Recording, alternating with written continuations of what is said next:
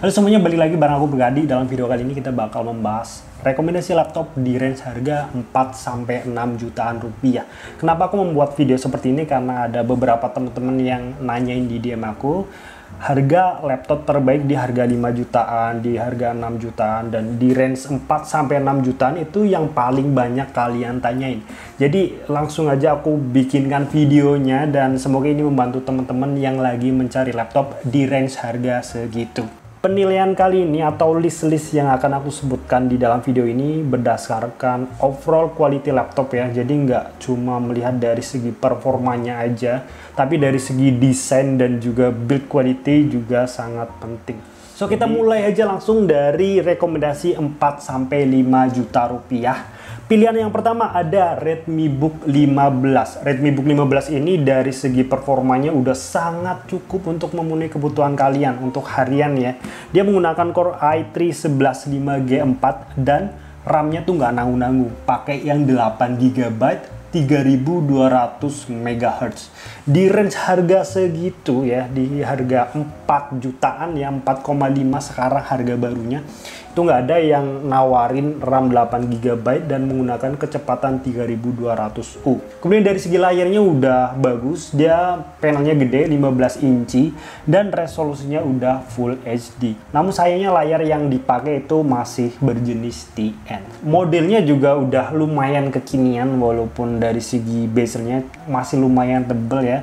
Dan semua overall bodinya masih menggunakan polikarbonat. Walaupun laptop ini tuh laptop 15 inci tapi udah memiliki berat yang lumayan ringan lah ya. Nggak ringan sih tapi lumayan. Dia mempunyai berat 1,8 kg. Laptop ini bisa untuk menemani kalian mengerjakan pekerjaan harian, office dan lain sebagainya. Kalian masih bisa sesekali buat ngedit video dan kalian juga masih bisa untuk game-game ringan. Dari segi penyimpanannya juga udah pakai yang SSD 256 GB, tapi SSD-nya ini masih yang biasa ya, yang SATA bukan yang NVMe. Itu rekomendasi yang pertama. Rekomendasi yang kedua ada Infinix InBook X2 Core i3 1005G4. Laptop ini dari segi desain paling cakep di range harga 4 jutaan. Harganya tuh sekitar 4,7 di harga barunya.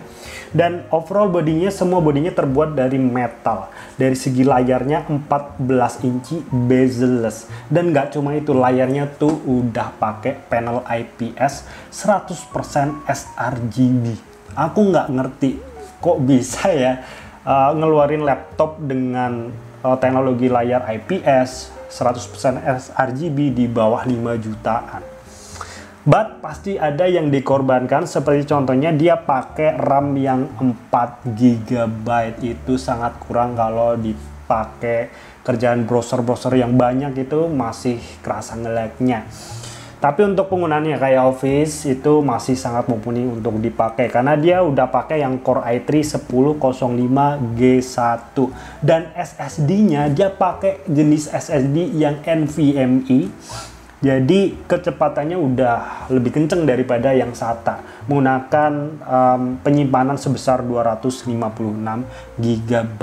Dan bobotnya ini sangat ringan, cuma 1,2 kg aja. Serta pengecasannya ini udah kenceng hingga 45 watt. Lalu mana yang terbaik di range harga segitu? Menurut aku pribadi, kalau aku suruh milih, ya milih Redmi Book 15. Karena dengan harga yang ditawarkan 4,5 juta, kalian dapetin Core i3 11G4, RAM-nya udah 8 GB. Dari segi performanya itu udah sangat cukup, bahkan melebihi di harganya. Tapi untuk kalian yang mungkin sangat mementingkan dari segi build quality, dari segi tampilan layar, desainnya, kalian bisa pilih yang Infinix InBook X2. Tapi sayangnya ya RAM-nya itu hanya 4 GB dan disolder. Ada kekurangan dan kelebihannya masing-masing. Oke, itu yang 4-5 juta. Kita move ke 5-6 juta rupiah. Rekomendasi pertama ada Lenovo V14 Ryzen 3 5300U. Aku sebenarnya bingung antara mau memasukkan V14 atau tidak, karena dari segi layarnya itu masih HD ya, dia 14 inci HD, tapi dia udah pakai yang Ryzen 3 5300U. Dari segi prosesornya tuh lebih kenceng, sedikit di atas yang Core i3 ya. Dan kalian yang suka pekerjaan-pekerjaan berat kayak editing, kalau di compare sama Core i3, ini aku masih jagoin yang Ryzen 3 karena lebih enak aja kalau buat yang ngedit foto dan ngedit video ringan gitu ya. Kemudian dari segi RAM-nya udah 8 GB dan udah pakai yang kenceng 3200U. Dari segi SSD-nya juga udah pakai yang berjenis NVMe 256 GB. Tapi sekali lagi dari segi tampilan fisiknya kurang bagus ya, karena seluruh bodinya masih menggunakan polikarbonat alias plastik, dan dari segi bezelnya juga masih lumayan tebal. Dan deal breakernya cuma satu menurut aku, yaitu di bagian layarnya masih 14 inci pakai panel TN dan resolusinya masih HD. Tapi performanya jangan ditanya, ini laptop yang lumayan kenceng. Kemudian rekomendasi yang kedua ada Asus VivoBook F415EA.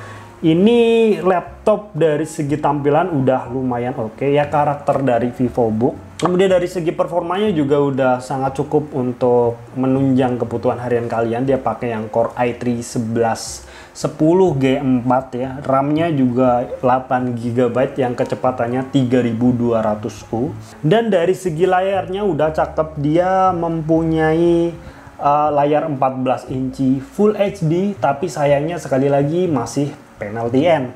Kemudian dari segi bodinya, keseluruhan bodinya itu masih menggunakan polikarbonat. Tapi karena dari pinternya Asus itu seperti kayak ada finishing aluminium ya. Jadi kalau dilihat secara sekilas itu bakal terlihat seperti material aluminium. Padahal itu materialnya full plastik di seluruh bodinya. Kemudian pilihan yang ketiga, sekali lagi ada Redmi Book 15 yang 512 GB SSD-nya. Dari overall quality-nya semuanya sama yang dari harga yang 4 jutaan tadi. Bedanya hanya di SSD-nya aja. Ini udah pakai yang 512 GB. Dan nggak ada pabrikan manapun, merek laptop manapun yang menawarkan harga yang sama dengan spek yang ditawarkan setara dengan Redmi Book 15 ini. Bayangin, ini harganya cuma 5,3 jutaan, ada juga yang 5,2 juta, tapi udah pakai Core i3 1105G4, RAM-nya 8 GB, SSD 512 GB, layarnya 15 inci gede dan udah Full HD. Lalu mana yang aku pilih di antara ketiganya di range harga 5-6 juta?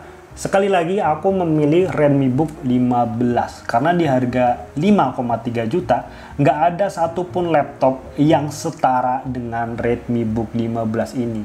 Ini bisa dikatakan paket lengkap untuk kalian yang mungkin pengen mempunyai laptop, bisa buat harian, bisa buat ngedit, dan penyimpanannya itu gede. Apalagi sekarang ya, udah zamannya drakor, sering nonton film, dengan layar 15 inci, ini udah enak banget buat nonton film. Oke, kemudian kita move on ke 6-7 juta. Di range harga 6 jutaan ini udah banyak banget pilihan ya. Dan aku nggak terlalu bingung milihnya ya. Tapi aku kasih 3 opsi buat kalian. Dan menurut aku ini 3 opsi terbaik yang bisa kalian beli. Opsi yang pertama ada Realme Book Core i3 1115G4. Dari segi desainnya cakep.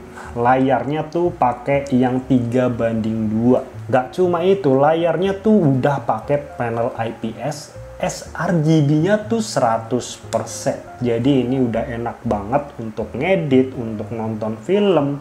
Layarnya juga pakai yang kekinian, bezel-less.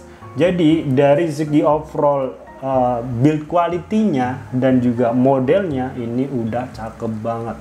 Keseluruhan bodinya juga udah pakai full metal aluminium. Ininya kalau kalian pegang Realme dan lihat secara langsung, sebagian besar orang nggak bakal percaya laptop itu harganya 6 juta. Pasti bakal ngira di angka 8 jutaan ke atas. Dari segi SSD-nya juga udah pakai SSD NVMe merek Samsung guys, 256 GB. Aku udah ngetes kecepatannya di atas 2900 untuk readable SSD-nya. Jadi SSD-nya kenceng banget, ini SSD premium. Dari segi RAM-nya juga udah kenceng, pakai yang 3733 MHz. Jadi untuk ngedit ringan itu masih sangat lancar. Ngedit Full HD juga masih lumayan lancar. Dari RAM-nya juga udah pakai yang 8 GB.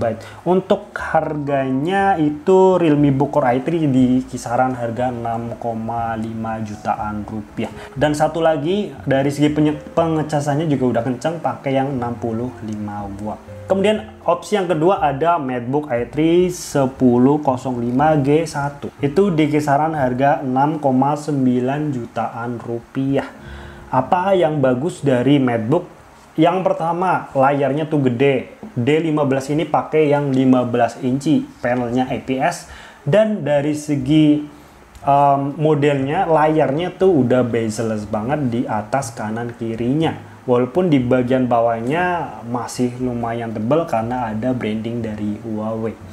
Dari segi performanya, walaupun pakai yang i3 generasi ke-10 ya, tapi kita tahu, mungkin kalian juga udah sering nonton video aku sebelumnya, bahwa laptop Huawei itu selalu beyond expectation. Laptopnya tuh kenceng walaupun pakai prosesor yang bisa dikatakan rendah. Begitupun kalau di compare dengan kompetitor lain, itu jauh di atas kompetitornya di spek yang sama. Makanya aku selalu bilang aku suka dengan laptop Huawei. Kayak istilahnya optimisasi dari spek dan juga softwarenya itu mumpuni banget. Kemudian dari segi RAM-nya ini pakai yang 8 GB dan kecepatannya udah kenceng di 3733 MHz. Dari segi SSD-nya ini masih yang 256 GB dan kecepatannya juga udah lumayan kenceng di 2500-an dari segi readable-nya, tapi nggak sekenceng yang dipakai Realme. Dari segi bodinya juga udah pakai yang full aluminium. Kita lanjut ke opsi yang ketiga, ada Infinix InBook X2 yang Core i5 generasi ke-10. Harganya sekarang 6,6 jutaan rupiah. Tapi yang kalian dapetin itu banyak banget. Dari prosesornya pakai yang i5 generasi ke-10 itu udah kenceng.